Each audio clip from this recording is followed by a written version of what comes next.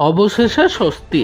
দক্ষিণবঙ্গে বর্ষা নিয়ে আবহাওয়ার মেগা খবর শোনালো হাওয়া অফিস। তো কি খবর দিয়েছে আবহাওয়া দপ্তর, বিস্তারিত জানতে ভিডিওটি অবশ্যই শেষ পর্যন্ত দেখবেন।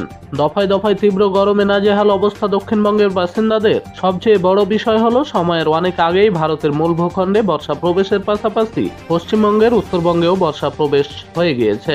কিন্তু আবার দুর্ভাগ্যের বিষয়, উত্তরবঙ্গে বর্ষা ঢুকে গেলেও তা কোনোভাবেই আসতে চাইছে না দক্ষিণবঙ্গে।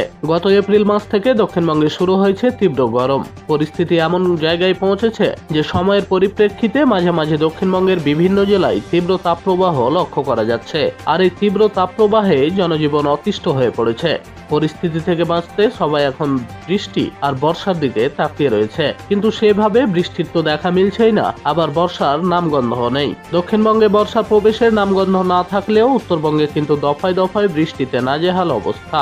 উত্তরবঙ্গের পাহাড়ি বিভিন্ন এলাকায় গত কয়েকদিন ধরেই বাড়তি বৃষ্টির কারণে বন্যা পরিস্থিতি তৈরি হয়েছে। পড়োশী রাজ্য সিকিমের বিভিন্ন জায়গায় ভূমিধস থেকে শুরু করে নানা ধরনের প্রাকৃতিক দুর্যোগ ঘটে চলেছে। একইভাবে খুব ভালো পরিস্থিতি নেই দার্জিলিং সহ পার্শ্ববর্তী জেলাগুলিতেও। একদিকে যখন উত্তরবঙ্গ থেকে শুরু করে পড়োশী রাজ্য সিকিমে ভারী বৃষ্টির কারণে নানা ধরনের প্রাকৃতিক দুর্যোগের ঘনঘটা চলছে, ঠিক সেই সময় আবার তালে তাল মিলিয়ে দক্ষিণবঙ্গে বেড়েই চলেছে তাপমাত্রার পারদ। তবে এমন পরিস্থিতিতে শনিবার